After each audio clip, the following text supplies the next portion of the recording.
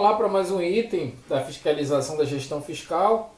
O artigo 59 ele tem como objetivo verificar quem tem a responsabilidade, primária de fiscalizar as normas da Lei de Responsabilidade Fiscal. Então, o Poder Legislativo, é claro, tem essa obrigação, com auxílio dos tribunais de contas, o sistema de controle interno de cada poder e do Ministério Público. Então, lógico que a fiscalização da LRF vai ser realizada pelo Poder Legislativo e Tribunal de Contas, exercendo o controle externo, e pelo controle interno do Poder Executivo, Poder Legislativo e Poder Judiciário, e como a Lei de Responsabilidade Fiscal vem tratando do Ministério Público como se fosse um órgão independente, que não esteja inserido em nenhum poder. Então, Poder Legislativo e Tribunal de Contas, mediante controle externo, e pelo controle interno de todos os poderes e do Ministério Público. E esse controle das normas da LRF terá ênfase no que se refere ao estabelecimento das metas estabelecidas na Lei de Diretrizes Orçamentárias, principalmente de resultado nominal e também de resultado primário. Então, resultado nominal e resultado primário, limites e condições para a realização de operação de crédito e inscrição em réis a pagar. Lembrar que todas as inscrições em réis a pagar, no artigo 42, por exemplo, da LRF, no último ano de mandato, nos 2 últimos quadrimestres, as operações de crédito têm várias regras inseridas durante na Lei de Responsabilidade Fiscal, medidas adotadas para o retorno das despesas com pessoal respectivo limite. Lembrar que quando o ente extrapola o limite, ele tem 2 quadrimestres para se reenquadrar, e tem que tomar aquelas medidas previstas na Constituição Federal, providências tomadas para a recondução dos montantes das dívidas consolidadas imobiliárias respectivo limite. Lembrar que a LRF dá 3 quadrimestres, para que esses limites eles sejam reenquadrados em caso de extrapolação. Também destinação dos recursos obtidos com alienação de ativos, tendo em vista as restrições constitucionais dessa lei complementar. Aí tem que lembrar lá do artigo 44, que fala que o governo não pode pegar dinheiro proveniente de alienação de bens e direitos para financiar a despesa corrente, só se for previdência, se for direcionado para os institutos de previdência. Então também, especificamente, essa regra ela tem que ser fiscalizada com ênfase, de acordo com o artigo 59 da Lei de Responsabilidade Fiscal, cumprimento dos gastos totais dos legislativos municipais. Lembrar que esse limite com gastos totais dos legislativos municipais está na Constituição Federal e não na Lei de Responsabilidade Fiscal. Inclusive, ele está lá no artigo 29A. O artigo 29A ele estabeleceu limites para o Poder Legislativo Municipal, no caso, câmaras municipais. O total da despesa do Poder Legislativo Municipal, entende-se aqui câmaras municipais, incluindo os subsídios dos vereadores e excluídos os gastos com inativos. Então, ele vai incluir aqui o subsídio dos vereadores, mas vai excluir os gastos com inativos. Não poderá ultrapassar os seguintes percentuais relativos ao somatório da receita tributária e das transferências previstas no parágrafo 5º do artigo 153 e nos artigos 158 e 159, efetivamente realizados no exercício anterior. Então, a despesa de pessoal, ela tem como limite, gente? O somatório das receitas tributárias e das transferências efetivamente realizadas no ano anterior. Então tem esse limite aí para o gasto total do Poder Legislativo Municipal, ou seja, das câmaras municipais. E a Câmara Municipal não gastará mais de 70% de sua receita com folha de pagamento, incluídos os gastos com subsídio os gastos com subsídio dos vereadores. Então, a Câmara Municipal tem um limite total para a realização de despesa, e dentro desse limite total que ele recebe, ele só pode gastar desse valor 70% com folha de pagamento. E nesse cálculo do gasto com folha de pagamento vai incluir gasto com subsídio dos seus vereadores. Cuidado, tá, gente, que esse limite aqui, de 70%, é diferente do limite estabelecido pela Lei de Responsabilidade Fiscal para o Poder Legislativo Municipal, tá, gente? Que é de 6% da receita corrente líquida. Isso aqui é uma outra questão. Inclusive, né, já que ela tem uma questão de prova que falava que a Constituição não estabelecia limite para despesa de pessoal. E aí a resposta ela foi considerada errada porque existe um limite estabelecido com despesa de pessoal na Constituição Federal, que é exatamente esse parágrafo 1º do artigo 29A, que é um limite com folha de pagamento para câmaras municipais, tá? E aí o limite com gasto total, tá, gente? Então o limite com despesa de pessoal é 70% da receita realizada no exercício anterior, né, com folha de pagamento. Agora o limite de gasto total do legislativo, ele é um percentual, né, sobre as receitas tributárias e transferências. E aí é com base no número de habitantes do município, o percentual vai modificando entre 7% a 3,5%. Então acima de 8 milhões é 3,5%, acho que só São Paulo. De 3 milhões a 8 milhões, entra, por exemplo, o Rio de Janeiro aqui, né? De 500 milhões a 3 milhões, 4,5%. Acima de municípios acima de 300 a 500, 5%. De 100 a 300, 6%. E até 100 mil habitantes, 7%. Lembrar que isso aqui não é da receita corrente líquida, das receitas, do somatório das receitas tributárias e transferências realizadas no exercício anterior. E aí é o limite de gasto total com o Poder Legislativo Municipal. E desse valor que ele recebe, ele só pode gastar no máximo 70% de sua receita com folha de pagamento, incluídos os gastos com o subsídio dos vereadores. Perfeito? Então isso está na Constituição Federal, lá no artigo 29A. E já o parágrafo 1º, tá, gente? O parágrafo 1º, ele estabelece ali uma função específica para os tribunais de contas. Então, os tribunais de contas, eles têm que, de alguma forma, promover alertas aos poderes e órgãos referidos quando constatarem. Então, nesse caso específico, o Tribunal de Contas tem que alertar, ele tem essa função específica de alertar, função de alerta, né? Que tem que ser estabelecida e cumprida pelos tribunais de contas. A possibilidade de ocorrência das situações previstas no inciso 2 do parágrafo 4º, que está... Esse dispositivo ele não existe mais, tá, gente? Ele foi vetado. E no artigo 9º. O artigo 9º é aquele que fala da necessidade de limitação de empenho em caso de risco de não cumprir as metas fiscais. Então, se o tribunal constatar que tem risco de não cumprir as metas fiscais, ele tem que alertar aos poderes que realize a limitação de empenho. Então, isso é uma função do Tribunal de Contas. Outra função do Tribunal de Contas é alertar que o montante da despesa total com o pessoal ultrapassou 90% do limite. Então, existe o limite prudencial, que é 95%, e existe o limite alerta, que é 90%. Então, vamos supor que um determinado município, só para entender aqui, o limite legal é 60%. Então, quando chega no limite alerta, o tribunal, o que é o limite alerta? É 90%, é quando chega a 90% do limite legal, que é 60%, por exemplo.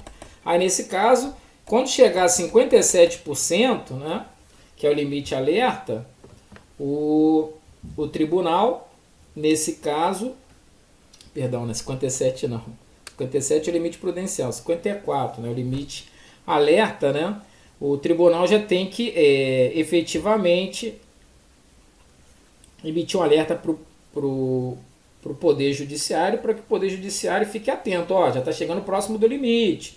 Então, isso é a regra prevista aí no inciso 2, né, do parágrafo 1º, limite alerta. Então, cuidado que tem limite prudencial 95% e limite alerta 90%. Lembrar que o limite alerta é quando o tribunal apenas emite um alerta para o órgão poder que chegou a 90% do seu limite. Não acontece nada, só só começa a acontecer, por exemplo, restrições quando chega no limite prudencial, 95%. E depois, quando passa dos 100, passa o prazo de reenquadramento e começa as sanções, as penalidades, tá legal? Então cuidado com essas questões de limite. E também, né, que o montante das dívidas consolidada imobiliária, operações de crédito, concessão de garantia, também se encontra acima do 90%, que é o limite, como eu falei, limite alerta, né? Porque tem limites para tudo, para isso, né? Dívida consolidada, operação de crédito e garantia. Bom, que os gastos com inativos e pensionistas se encontram acima do limite definido em lei, também o tribunal tem que alertar. Fatos que comprometam custos ou resultado dos programas ou indícios de irregularidade na gestão orçamentária. Então, olha que interessante esse dispositivo, né? O tribunal não tem que ficar só punindo, né? Ele não tem que deixar acontecer a irregularidade. Então, toda vez que fatos que possam comprometer os custos, ou resultado dos programas, ou indícios de irregularidade na gestão orçamentária, o tribunal ele tem que alertar. Então, fatos que comprometam custos, resultado dos programas, ou indícios de irregularidade na gestão orçamentária, o tribunal tem que alertar efetivamente ao ente, né? Ao jurisdicionado, ao fiscalizado. Então, o Tribunal de Contas tem essa função de alerta estabelecida aí pela Lei de Responsabilidade Fiscal. Então, fatos que comprometam custos, resultados dos programas ou indícios de irregularidade. Perfeito? Então, aí são detalhes específicos de competência do Tribunal de Contas. Perfeito? E também, compete ao Tribunal de Contas verificar os cálculos dos limites de despesa total com o pessoal de cada poder ou órgão referido no artigo 20. Então, lembra que todos os poderes e órgãos têm que elaborar, né, o RGF, e nesse RGF o tribunal fiscaliza esse RGF para verificar se o limite, né, com despesa de pessoal foi ultrapassado e se os cálculos estão corretos. Perfeito? Então são essas atividades que o tribunal tem que alertar. Bom, pessoal, vamos agora para a parte finalzinha do curso, né? A gente vai trabalhar agora as disposições finais e transitórias da Lei de Responsabilidade Fiscal. Então vamos trabalhar aí cada um desses itens aí. Lei estadual ou municipal poderá fixar limites inferiores àqueles previstos nesta lei complementar para as dívidas consolidadas, imobiliária, operação de crédito e concessão de garantias. Então o artigo 60 ele faculta, né, a lei estadual ou municipal fixar limites inferiores, tá, gente? Para dívida consolidada, imobiliária, operação de crédito ou concessão de garantia. Cuidado, tá, gente, que despesa de pessoal não pode. Então, se o ente, por exemplo, quiser reduzir o limite com despesa de pessoal inferior a 60% através de uma lei estadual ou municipal, não pode.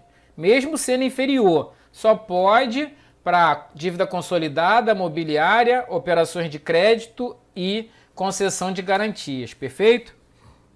Os títulos da dívida pública, desde que devidamente escriturados em sistema centralizado de liquidação e custódia, poderão ser oferecidos em caução para garantia de empréstimos ou em outras transações previstas em lei pelo seu valor econômico, conforme definido pelo Ministério da Fazenda.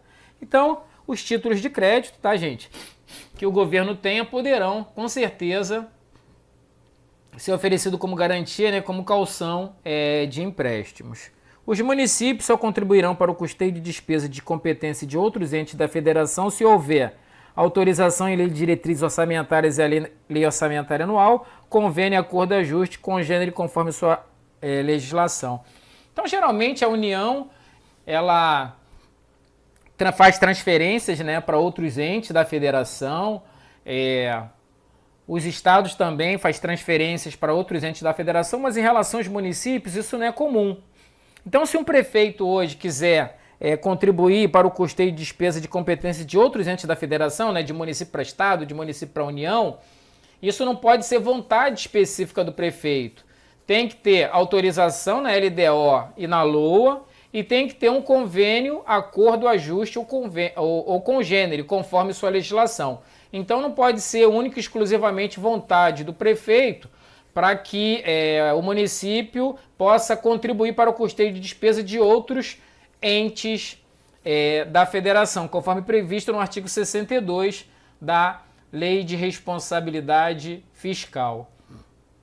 E o artigo 63 fala que é facultado aos municípios com população inferior a 50 mil habitantes. Então, na verdade, o 63 ele estabelece regras aplicadas somente aos municípios pequenos, né, que são municípios que têm população inferior a 50 mil habitantes.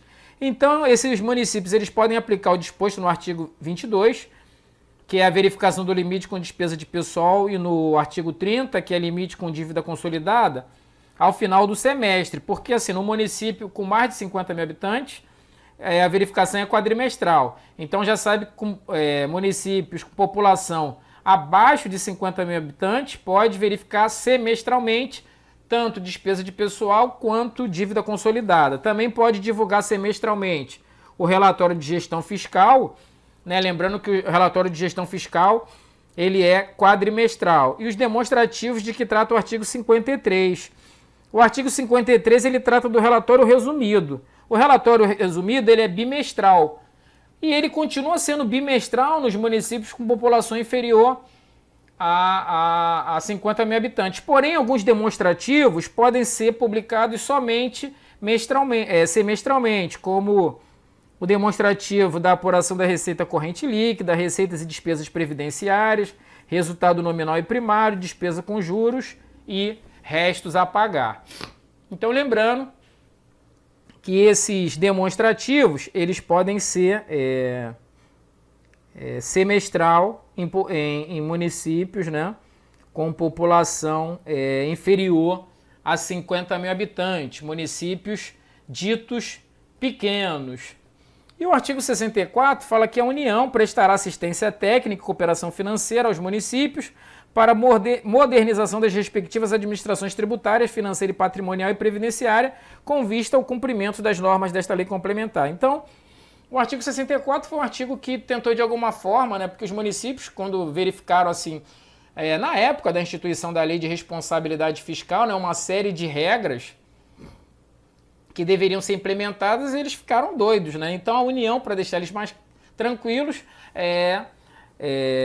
já previu isso no artigo 64, né, a própria Lei de Responsabilidade Fiscal, essa questão da União ter essa incumbência de prestar assistência técnica e cooperação financeira aos municípios. Perfeito?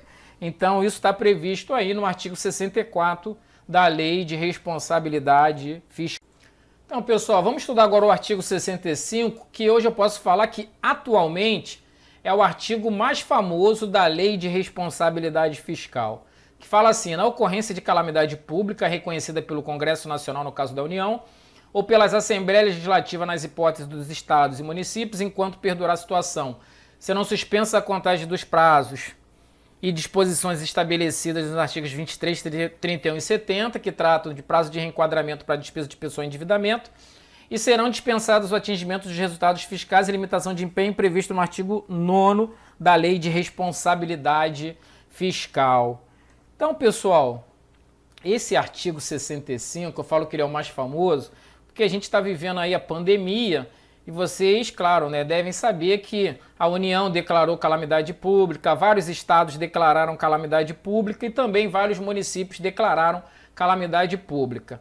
O objetivo principal dessa declaração de calamidade pública foi fugir das regras fiscais, né, das regras estabelecidas pela Lei de Responsabilidade Fiscal.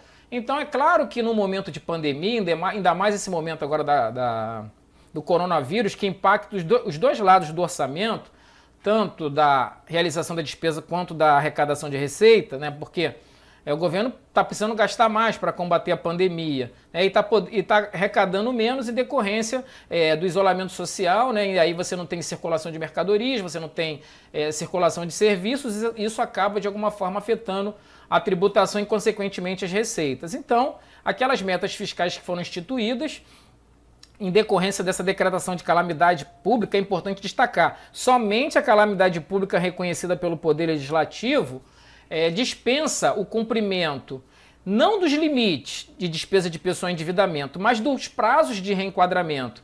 Então, por exemplo, se um ente descumprir um limite, ele tem despesa de pessoal, ele tem 2 quadrimestres. Esse prazo ele ficou suspenso. Se ele descumprir limite com dívida consolidada, ele tem 3 quadrimestres, mas em decorrência dessa decretação da calamidade pública reconhecida pelo Poder Legislativo, ele também ficou suspenso. O ente ele tem que de alguma forma, atingir os resultados fiscais, resultado nominal e primário. E com a decretação da calamidade pública reconhecida pelo Poder Legislativo, ele também não precisa cumprir as metas fiscais. Inclusive, não precisa fazer limitação de empenho, que lá no artigo 9º fala, né? Quando tem risco de não cumprir as metas fiscais, o ente ou poder nos 30 dias subsequentes tem que promover limitação de empenho. Ele não precisa fazer isso caso tenha ocorrido a calamidade pública reconhecida pelo Congresso Nacional. Então, essa parte do artigo 65 que a gente estudou foi uma parte que já estava na Lei de Responsabilidade Fiscal desde a sua instituição em 2000. Porém, recentemente, tá, gente, em maio agora de 2000, foi editada uma nova lei complementar, a Lei Complementar 173, que foi exatamente uma lei que teve como objetivo principal ajudar, né, estados e municípios, a União, né, poder ajudar estados e municípios, né, foram distribuídos, com base nessa lei, 60 bilhões de reais de ajuda para estados e municípios, e também foram criadas regras, né, flexibilizando a realização de despesas, né, travando também concursos públicos para novas vagas, aumento de gratificações, né, de despesa de pessoal, estabelecendo algumas regras transitórias. Mas essa lei complementar 173 também teve um outro item que foi modificar permanentemente a Lei de Responsabilidade Fiscal. Então, a Lei Complementar 173, ela modificou permanentemente a Lei de Responsabilidade Fiscal. O artigo 21 e esse artigo 65 que a gente está estudando. Inclusive, a gente vai visualizar agora as alterações do artigo 165 promovidas pela Lei Complementar 173. Então, vamos lá, olha só. Então, olha só, o parágrafo primeiro já foi uma inovação aí da Lei Complementar, né, 173 de 2000, que foi publicada em maio de 2000. Na ocorrência de calamidade pública reconhecida pelo Congresso Nacional, nos termos do decreto legislativo, então se a calamidade pública for reconhecida pelo Congresso Nacional, nos termos de decreto legislativo, né, tem que ter um decreto legislativo do Congresso Nacional reconhecendo essa calamidade pública que é declarada pelo Poder Executivo e reconhecida pelo Congresso Nacional por decreto legislativo, em parte ou na integralidade do território nacional, enquanto perdurar a situação, além do previsto nos incisos 1 e 2 do caput, que é esse que a gente acabou de estudar, serão dispensados os limites e condições e demais restrições aplicadas à União, aos Estados, ao Distrito Federal, aos municípios, bem como sua verificação para. Então, essa alteração ela tem muito a ver aí com essa questão aí da pandemia, né, da Covid. Então, teve que ser feito várias flexibilização de regras. Então, eles resolveram transformar essas flexibilizações em permanentes em caso de uma nova calamidade pública. Então, agora, quando ocorrer uma decretação de calamidade pública reconhecida pelo Congresso Nacional, está dispensado para todos os entes, né? As regras e limites e condições para contratação e aditamento de operação de crédito, concessão de garantias, contratação entre ente da federação e recebimento de transferências voluntárias.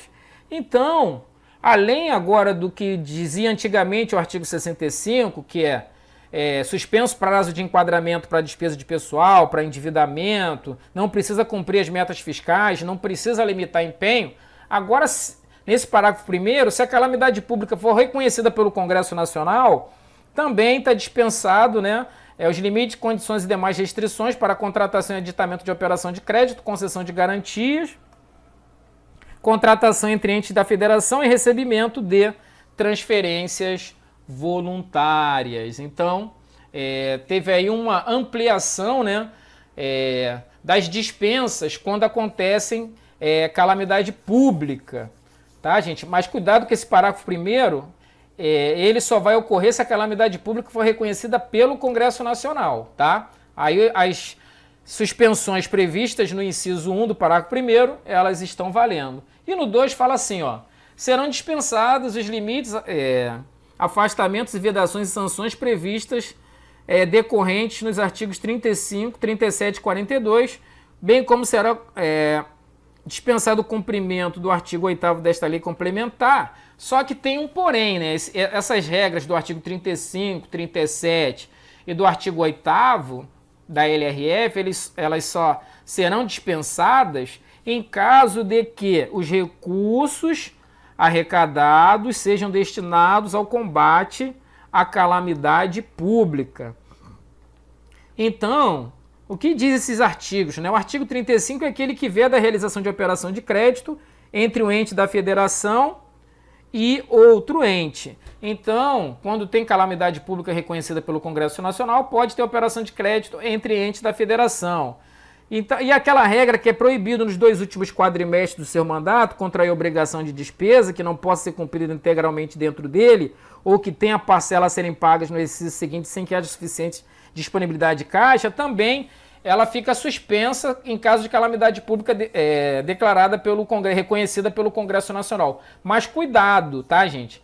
Porque assim, se a disponibilidade de caixa aconteceu, mas não for decorrente de recursos arrecadados destinados ao combate à calamidade pública, por exemplo, há insuficiência de caixa no final do mandato, mas não tem nada a ver com a pandemia, né? Então, nesse caso, o artigo 42 tem que ser obedecido. Agora, vamos supor que faltou caixa, mas foi por causa da pandemia. Aí o artigo 42 não precisa ser obedecido, tá? Então, tem que ter só esse cuidado. É a mesma coisa a operação de crédito. Pode contratar operação de crédito entre entes da federação, desde que seja para combater, né, a pandemia, no caso, a calamidade pública. E o parágrafo único fala que os recursos legalmente vinculados à finalidade específica serão utilizados exclusivamente para atender ao objeto de sua vinculação, ainda que em exercício diverso daquele em que ocorrer o ingresso. Então, quando tem essa calamidade pública reconhecida, né, pelo Congresso Nacional, o ente pode pegar recurso vinculado e aplicar em outras despesas. Ele está liberado, desde que essas outras despesas sejam para combater a calamidade pública. Então, 35, 42 e o 8º, que tem essas restrições acabam sendo flexibilizadas em caso de pandemia declarada aí pelo Congresso, reconhecida pelo Congresso Nacional, ou seja, no âmbito, declarada no âmbito federal, perfeito?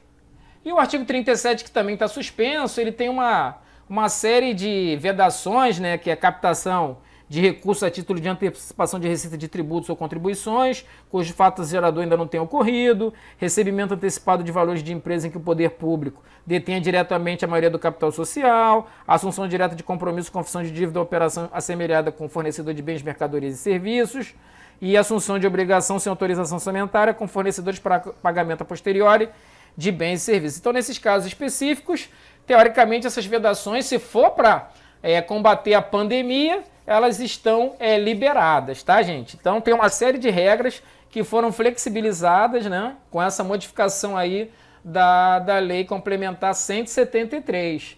E no inciso 3º, tá, gente, uma outra regra que fala que outra flexibilização, que serão afastadas as condições das vedações previstas nos artigos 14, 16 e 17, né, desde que o incentivo ao benefício e a criação do aumento de despesas são destinados ao combate à calamidade pública. Então, nesse caso também, né, os artigos 14, 16 e 17 também, mesmo assim, tem que comprovar, né, que todas essas dispensas estão associadas a ações destinadas ao combate da calamidade pública, né? Lembrar que o artigo 14 é aquele que fala que a concessão, ampliação de incentivo ou benefício de natureza tributária, da qual decorra renúncia de receita, tem que atender uma série de requisitos.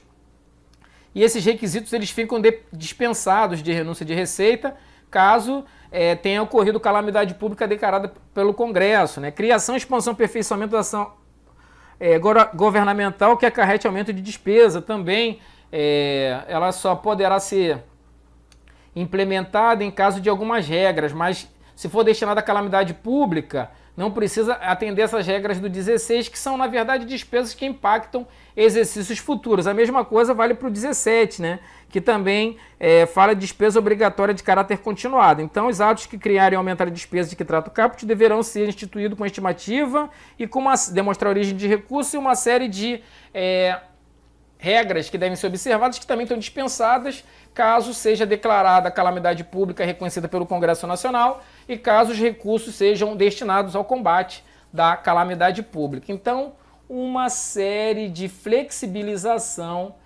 estabelecidas aí pelo artigo 65, inclusive, conforme a gente visualizou no inciso 3 aí, para concessão de renúncias de receita e expansão de despesas de caráter continuado ou que acarrete aumento de despesa, tá, gente? Então não precisa cumprir aqueles requisitos do artigo 16 e 17.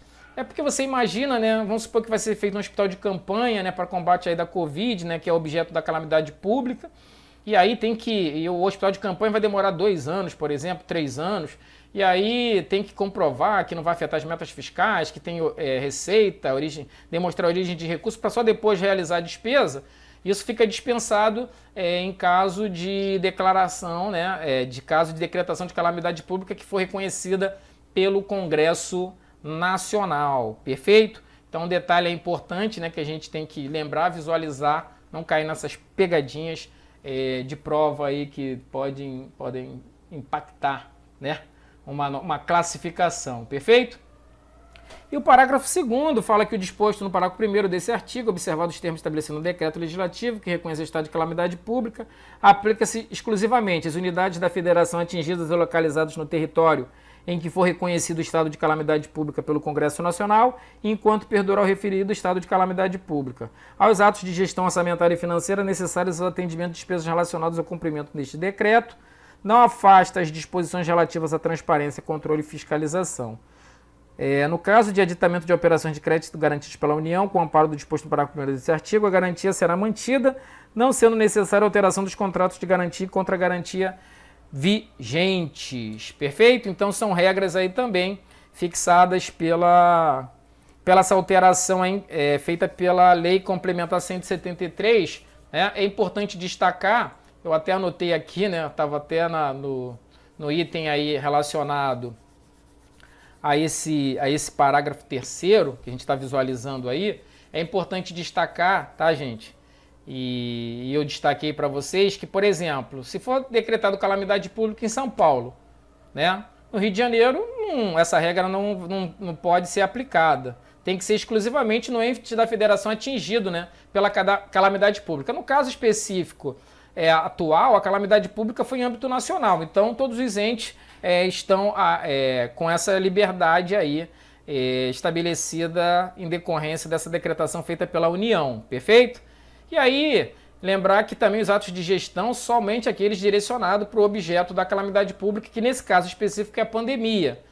E todos esses dispositivos, ele buscam de alguma forma, tá, gente, flexibilizar e dar condições necessárias para que o objeto da pandemia, no caso da calamidade pública, seja de fato atacado. Então, como é uma situação extraordinária, o governo também precisa de ferramentas extraordinárias para conseguir realmente vencer esse problema, né? Então, a gente está estudando o artigo 65 exatamente no momento que ele está sendo muito utilizado, né? Porque a gente está vivendo realmente um momento de calamidade pública. É uma situação que realmente, do jeito que aconteceu, nunca tinha acontecido antes. Então, esse artigo acabou sendo aperfeiçoado em decorrência dessa experiência que a gente está vivendo aí com a pandemia. Então, quando acontecer, se Deus quiser, nunca mais vai acontecer, uma próxima calamidade pública desse tamanho, já tem o artigo 65 aí, todo ele desenhado para que o gestor possa ter as ferramentas adequadas para poder agilizar essas ações, né, pertinentes aí ao combate da pandemia, beleza? Então é isso, são detalhes que a gente precisa gravar. Eu sempre gosto de destacar que esse artigo ele vai ser realmente muito cobrado em prova, tá? Então a gente tem que tomar um cuidado específico com o artigo 65. Bom, o artigo 66, né, ele acaba trabalhando aí alguns prazos, né, duplicamento de prazos, no caso de crescimento real baixo ou negativo do produto interno bruto, né? Então, nesse caso, os prazos previstos no artigo 23, 31 e 70, que é prazo de reenquadramento para despesa de pessoal, que são 2 quadrimestres, e dívida consolidada, líquida, né, que são 3 quadrimestres, eles serão duplicados em caso de crescimento real baixo ou negativo do produto interno bruto, do PIB, nacional, regional ou estadual, no período igual ou superior a 4 trimestres. Então, se por acaso 4 trimestres com PIB baixo ou negativo, nesse caso, o prazo para reenquadramento de despesa de pessoal e dívida consolidada, esses prazos serão duplicados. Entende por baixo crescimento a taxa de variação real acumulada do produto interno bruto inferior a 1% no período correspondente aos 4 últimos trimestres. Então, inferior a 1% é o que é considerado crescimento baixo, tá, gente? Então, por 4 trimestres, se o crescimento for baixo, ou seja, inferior a 1%, ou se for negativo, esses prazos de reenquadramento para despesa de pessoal e dívida consolidada líquida, eles são duplicados, perfeito? Então, tem isso no artigo 66. E no artigo 67, tá, gente, fala que o acompanhamento e avaliação de forma permanente da política e da operacionalização da gestão fiscal serão realizados por um Conselho de Gestão Fiscal constituído por representantes de todos os poderes e esferas de governo, do Ministério Público e de entidades técnicas representativas da sociedade. Então, infelizmente, esse conselho até hoje não foi instituído. Talvez a principal falha em relação à lei de responsabilidade fiscal. Teria que ter um conselho desse, gente, instituído para cuidar da gestão fiscal, e isso não aconteceu, né? Então, esse conselho tinha como objetivo a harmonização e coordenação entre os entes da federação, disseminação de práticas que resultem em maior eficiência na elaboração e execução do gasto, adoção de normas de consolidação das contas públicas, padronização da prestação de contas e dos relatórios demonstrativos de gestão fiscal, divulgação de análises, estudos e diagnósticos. O conselho que se refere ao caput instituirá a forma de premiação e reconhecimento público aos titulares de poder que alcançarem resultados meritórios em suas políticas de desenvolvimento social, conjugadas com a prática de gestão fiscal pautada pelas normas desta lei complementar. A lei disporá sobre a composição e o funcionamento do fundo. Essa lei aqui, gente, ainda não foi instituída, gente. Pasmem, num país que está quebrando, né, com vários problemas fiscais, você ainda não tem um conselho que poderia estar com representação do jeito que é, de todos os poderes, todas as esferas do governo e também de entidades técnicas representativas da sociedade, ajudando, né, a buscar aí, esse equilíbrio fiscal tão desejado. Infelizmente, né, a gente tem esse problema aí em relação à lei de responsabilidade fiscal. O artigo 68 fala que na forma do artigo 250 da Constituição é criado o Fundo do Regime Geral de Previdência Social, né? Criou aí o regime geral, o artigo 68, vinculado ao Ministério da Previdência, com a finalidade de promover recursos para pagamento de benefícios do regime geral de Previdência Social. O fundo será regido, né, pelo INSS na forma da lei. Então, o artigo 68 acabou criando lá o Fundo de Previdência do INSS, que é do regime geral, né, dos famosos seletistas. E o artigo 69 fala que o ente da federação que mantiver ou vier a instituir regime próprio de previdência social para os seus servidores, confer-lhe-á caráter contributivo e a organização com base em normas de contabilidade atuária que preservem o seu equilíbrio financeiro e atuarial. E aí, gente, depois desse de 69, no 68 fala do regime próprio, né? Aqui é o regime próprio de previdência. E aqui, né, o 69 acabou falando do regime, esse aqui é o regime geral, né? O 68 trata do regime geral e do 69 do regime próprio dos servidores. E infelizmente hoje vários regimes, né, depois de 20 anos, vários regimes próprios, né, que são os RPPS, estão totalmente desequilibrados, seja atuarial ou financeiramente. Então, isso, claro, muito em decorrência da irresponsabilidade fiscal de vários gestores aí da administração pública, perfeito? E o artigo 73, que trata aí das penalidades, fala o seguinte, que as infrações do disposto desta lei complementar serão punidas segundo o Decreto-Lei 2848, que é o Código Penal, a Lei 10.079, o Decreto-Lei 201, que a 1079 fala especificamente do governo federal, o Decreto-Lei 201 fala do governo municipal, né? E a Lei 8.429, que é a Lei da Probidade Administrativa e demais normas da legislação. Então, na verdade, né, gente, a gente tem aí várias infrações que um gestor pode responder, inclusive o Código Penal, até pena de reclusão, né? Por exemplo, descumpriu o artigo 42, que é realizar despesa e não deixar dinheiro para pagar. Isso é pena com sanção penal, né? Com restrição da liberdade, né? Isso decorrência aí do Código Penal. E ali a própria LRF, né? Ela fala que o ente, né?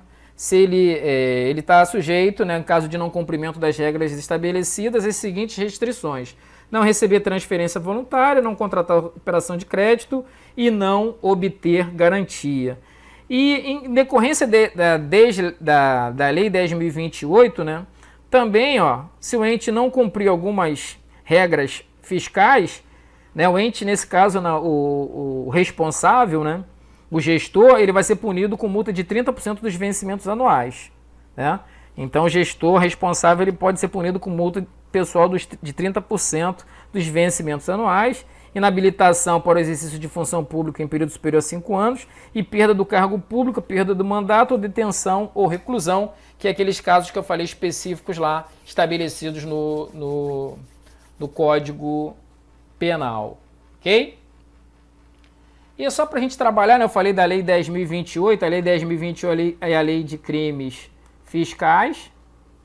Então, essa lei ela fala que as infrações administrativas contra a Lei das Finanças Públicas, né, o que são, né, infrações administrativas contra a Lei de Finanças Públicas. Isso não na LRF, isso decorrente da Lei 10.028, né, que foi publicada ali no mesmo ano da Lei de Responsabilidade Fiscal. Então, quais são as infrações administrativas contra as leis de finanças públicas?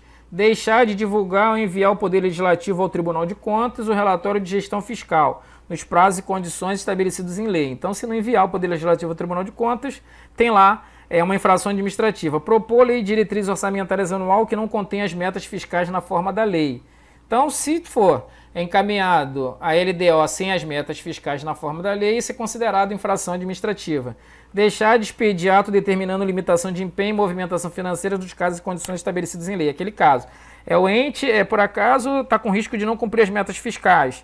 Ele tem que fazer limitação de empenho. Se ele não fizer, ele também vai cometer infração administrativa contra a Lei de Finanças Públicas. Deixar de ordenar ou de promover na forma e nos prazos da lei a execução de medidas para execução da redução do montante da despesa total com o pessoal e que houver excedida a repartição do poder ao limite máximo. É aquele caso. Se por acaso, né, o gestor, né, deixar de tomar as medidas para redução da despesa de pessoal, que são aquelas da Constituição, reduzir em pelo menos 20% da despesa do cargo em comissão, no caso também de despesas relacionadas a servidores não efetivos e depois de servidores efetivos, tem que ser tomadas essas medidas, senão isso é considerado uma infração administrativa. E as infrações previstas acima, no caso, essas estabelecidas pela Lei 10.028, serão punidas com multa de 30% dos vencimentos anuais do agente que lhe der causa, sendo o pagamento da multa de sua responsabilidade pessoal. Essas infrações são processadas e julgadas pelo Tribunal de Contas, a que competir a fiscalização contábil, financeira, orçamentária da pessoa jurídica de direito público envolvida. Então, nesse caso, é o tribunal que julga, não é o judiciário, é o tribunal, né? E o tribunal pode aplicar multa de 30% dos vencimentos anuais, tá, gente? Não é mensais, não, é anuais do agente que lhe der causa, né? Todas aquelas infrações que a gente acabou de visualizar. O artigo 173A, ele fala do controle social, né? Também ele foi incluído pela Lei Complementar 131/2009, que fala que qualquer cidadão, partido político, associação, sindicato é parte legítima para denunciar ao respectivo Tribunal de Contas e ao órgão competente do Ministério Público descumprimento das prescrições estabelecidas nesta lei complementar. Então, cidadão, você já sabe, você, partido político, sindicato, pode denunciar ao Tribunal de Contas, ao órgão competente do Ministério Público, descumprimento de prescrições estabelecidas nesta lei complementar. Então, você está legitimado pela Lei de Responsabilidade Fiscal para qualquer infração à Lei de Responsabilidade Fiscal, você, cidadão, ter todo o direito, né, de poder denunciar. Perfeito? Então, é mais um item aí que reforça a importância, né, do cumprimento da Lei de Responsabilidade Fiscal e desse controle social exercido aí pelas pessoas, né, pelos cidadãos. Bom, tem alguns artigos que estão sem eficácia suspensa, tá, gente? Estão sem eficácia porque eram transitórios, 70, 71, 72, então eram transitórios, então por isso que eles não foram explicados aqui, e o 73 também, tá, gente? 73 também é artigo sem eficácia. Perfeito? Então, pessoal, é uma lei complicada, né? Uma lei cheia de regrinhas, mas é uma lei que faz um diferencial muito grande aí na sua aprovação, né? Muito utilizada para várias questões de prova, muito utilizadas para questões discursivas, né? O artigo 21 e 65 foram modificados recentemente, tem que ter um cuidado especial com esses dispositivos, né? Eles foram alterados substancialmente, vão cair com muita frequência em futuras provas, então tem que tomar cuidado, tem que lembrar aí dos artigos que eu falei, né, para vocês que foram declarados inconstitucionais, não precisa estudar mais, né? Eles não estão suspensos mais, né? Já teve o julgamento, eles foram declarados inconstitucionais, então pega o material, lê, fazer todo o exercício necessário, né, gente, para conseguir gravar essas informações, ler o e-book, né? A importância de ler o e-book para fixar bem a matéria, tem sempre lá a bateria de exercício bonitinho, fazer com gabarito comentado para fixar tudo isso, tá, gente? Então, o que eu posso desejar para vocês agora é bons estudos e tamo junto!